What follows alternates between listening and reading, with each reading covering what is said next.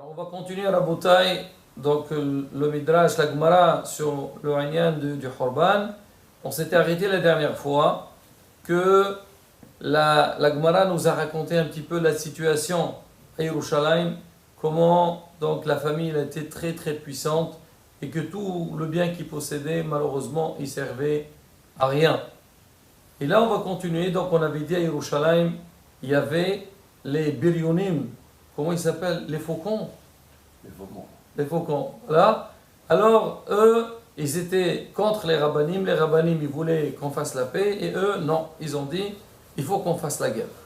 Alors voilà, on va continuer. Abbas Iqra, Rish Biryoni d'Yerushalayim. Bar Ahté de Rabban Yohanan ben Zakkai. Alors, Abbas Iqra, il faisait partie donc, de ce groupe-là. Et c'était lui le chef de ces faucons. Lui, c'était le neveu de Rabban Yohanan ben Zakkai. Et Rabban Yohanan ben Zakkai, donc, c'était donc, un des Nassi d'Am Israël. Hawa shalahli. Alors, il lui a envoyé, Rabban Yohanan, il a dit, viens, je voudrais te voir. Ta besina'a le gabbat. Il a dit, s'il te plaît, viens me voir en cachette. Parce que Rabban Yohanan, il sait que si jamais, donc, les Biryonim, les autres, ses amis, ils vont savoir qu'il est venu chez Rabban Yohanan, certainement, il y a un complot entre les deux. Il a dit, je veux que tu viennes en cachette. Ata, il est venu. Amarle, ad imat abdito akhi, ou iqatli tous les alma bikafna. Jusqu'à quand vous allez faire ça et vous allez tuer les gens dans cette famine? Amarle, ma ya'vid. Il lui a dit, qu'est-ce que tu veux que je fasse? Dis amin ali omidi, qatlouli. Il dit, si je leur dis quelque chose, dis, écoutez, venez, on fait la paix, ils vont me tuer. Ils ne veulent pas comprendre. Pour eux, il faut faire la guerre.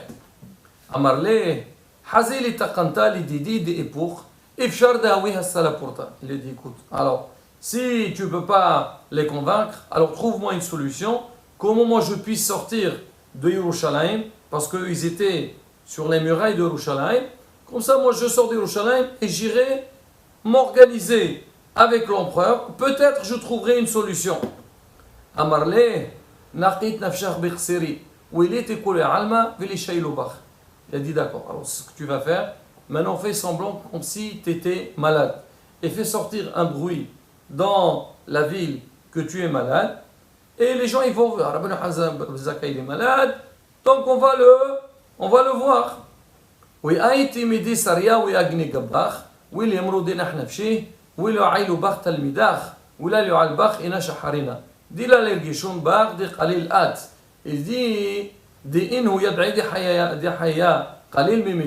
que tu vas faire, donc tu vas faire semblant comme si tu étais malade, et le lendemain, on va dire, tu dis à tes élèves, ils sortent un bruit comme quoi tu es mort, et on met dans ta chambre, on met quelque chose qui sent pas bon, comme ça les gens ils vont dire que Rabban Yohanan ben Zakkai il est niftar, et son corps il commence un petit peu, il y a une mauvaise odeur, et comme ça ils disent vraiment tu es mort. Alors maintenant, mais ce que je te demande, au moment qu'on va te prendre pour t'enterrer, alors il faut que ce soit tes élèves qui sont au courant de ce complot-là, c'est eux qui vont te porter. Pourquoi? Parce que, la Gemara dit, on dit que le vivant, il est plus léger que le mort. Parce que le vivant, il y a le rouh en lui, il y a l'air, donc il est plus léger. Mais alors, allez-nous, quelqu'un qui meurt, il devient plus lourd. Il dit, si jamais c'est d'autres personnes qui vont te porter, ils vont voir que tu es léger, ils vont dire que tu n'es pas mort. Abid Akhi, il a fait comme ça. Alors, c'est qui va le porter? C'est Rabbi Eliezer et Rabbi Yoshua. Alors, quand ils sont arrivés donc, aux murailles de Yerushalayim, parce que les murailles, donc du côté de Yerushalayim, c'était les Biryonim, c'était les Juifs qui étaient présents, et de l'autre côté, il y avait les Romains. Et il y avait un arrangement entre eux que personne ne sort, c'est un état de guerre, mais pour enterrer les morts, on avait le droit de sortir. On laissait. C'était un arrangement, Kvodamet, on laisse. Alors quand on allait sortir, Rabban Yohanan ben Zakkai, les Biryonim, ils ont douté. Ils ont compris qu'il doit y avoir quelque chose derrière. De la même manière qu'Abbas Iqra, il a donné cette solution tout de suite à Rabban Yohanan ben Zakkai, les autres aussi ils se sont dit peut-être qu'il y a eu quelque chose. Ils ont dit, alors quoi vous dites il est mort? Voilà, on va le poignarder, s'il est mort, donc il ne va pas sentir. Amar Léo, Abba Sikra, il leur a dit, Yobro Rabban Dakro, il dit, mais dis-moi, c'est honteux. Après, ils vont dire quoi? Ils ont poignardé leur maître, leur rab. Ça se fait pas, ne le touchez pas. Ils ont dit, bon d'accord, on va le jeter par terre. Et s'il est vivant, tout de suite il va sursauter, ça va se remarquer. Amar Léo, Yomro Rabban Dakro, il dit, non, ça se fait pas. C'est le maître, on le fait pas, même qu'on n'est pas d'accord avec lui, c'est un bisayon. On ne fait pas comme ça. Ah, ils ont dit, bon d'accord, alors, laisse passer, bon, on n'y peut rien. Patholé Baba Nafar, on a ouvert la porte et il est sorti. Alors, Rabban Yochanan ben Zakkai, une fois, donc, il est sorti du Yerushalayim et il s'est dirigé vers l'empereur.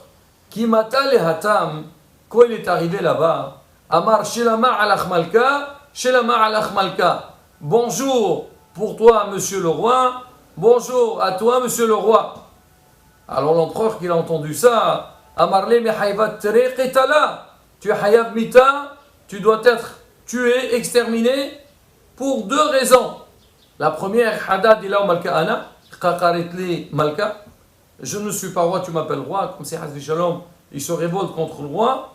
Donc ça, c'est un problème. Oui, tout. Et en plus de ça, l'autre, ça lui a un peu plus l'histoire. Et Malka Ana, si je suis vraiment roi, Adaïdna, Amaïlated les Gabay, pourquoi tu n'es pas venu jusqu'à maintenant? Tu aurais dû venir. Maintenant, tu viens, toi, tu veux chercher un arrangement. Il fallait venir depuis, toujours, depuis longtemps. Amar li diqamart la malka ana, Ibra malkaat. Di la malkaat, la mim siray Yerushalayim biyadach.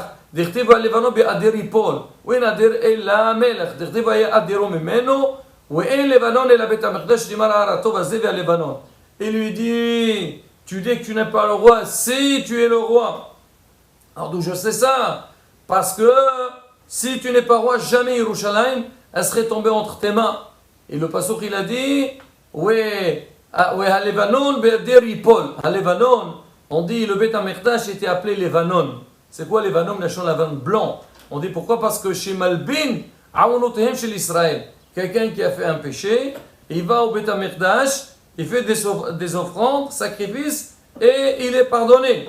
Donc toi, le Beth HaMikdash, il pardonne. Et Adir, c'est quelqu'un de puissant. C'est marqué, ouais, à Levanon, le Beth HaMikdash, il va tomber entre les mains de quelqu'un de fort. Et si toi, tu arrives à le conquérir, c'est-à-dire que tu es le roi. Il lui a dit, maintenant, ce que tu m'as dit, si vraiment je suis considéré comme roi, pourquoi, c'est-à-dire je suis un roi, pourquoi je ne suis pas venu te voir jusqu'à maintenant? Il lui a dit, Birioné des Etban, la Sharkina. Il a dit, on avait des Birionim, on avait des faucons, que eux, ils ne me laissaient pas sortir pour que je vienne m'arranger avec toi. Amarle, alors qu'il n'a pas lâché l'affaire. Il le habit chez le Deva, Shoudrachon, Karok Aléha. La Yoshovren était habit bishvil derachon, Ishtiq. Il lui a dit, dis-moi, si jamais on avait une cruche qui est pleine de miel, il y a un serpent autour. Maintenant, on a peur de toucher le serpent. Nous, on veut le miel. Alors maintenant, qu'est-ce qu'on aurait fait pour pouvoir quand même profiter du miel? Qu'est-ce qu'on aurait fait? On aurait donné un coup sur la cruche. Le serpent, il va partir. Et après, nous, on peut, même si elle se casse, au moins on peut profiter du miel. Sinon, on ne profite pas du tout. Alors, il voulait lui dire pareil. Vous aussi, vous aurez dû brûler les murailles de Yerushalayim. Et les Birionim qui étaient sur les murailles, autour des murailles, ils vont partir et tu aurais pu avoir la possibilité de sortir. Tu aurais dû faire ça. Ishtir. Il n'avait pas de réponse. Rabban Yochanan ben Zakkai. Qari Ali Rabbi Yosef, Yutim Rabbi Akiva. Alors sur cette réaction, Rabbi Yosef, Rabbi Akiva, il a dit, Meshiv Hachamim Mahor, Wedacham Yissakel. Il a dit des fois, Kadosh Baruch Hu ne donne pas la bonne réponse à quelqu'un. Il aurait pu avoir une réponse. Quand il a dit, toi, casse, brûle les murailles, ou bien casse la cruche, comme ça le serpent il se sauve et tu profites du miel, il a dit, il y a une autre possibilité. Il aurait pu répondre, il a dit, les mémarle, chaklina sabta, chaklina les derachon, oui katlina le, oui habidan, chaklina là. Il a dit, il y a une possibilité. Par exemple, si tu vois un serpent, qu'est-ce que tu fais? Tu prends une tenaille et tu essayes donc savoir comment. Et avec la tenaille, tu attrapes le serpent et tu l'éloignes ou bien tu le tues. Et la cruche, elle n'aurait pas été touchée. Mais la solution que tu me donnes, toi, de donner un coup sur la cruche va se casser. C'est vrai que le serpent, il va partir. Mais on ne va pas vraiment profiter donc, de tout le contenu de la cruche. Ici aussi, il dit d'accord, ça sert à quoi de brûler? On aurait brûlé les murailles, ça aurait mis un grand problème à Yerushalayim. Mais nous, on voulait trouver une solution. Comment chasser ces birionim-là sans faire de dégâts? Et après, on vient te voir. Et donc, on n'a pas eu encore la possibilité donc, de trouver un arrangement avec ces personnes pour pouvoir venir chez vous. Mais Rabban Yohan Ben Zakkai, il n'a pas donné cette réponse. Alors maintenant, le temps qu'il discutait, Ata Peristecha Alih Merome. Il a reçu un mail, il a reçu un messager de Romé, Amarle, Qum Dimit le Qesar.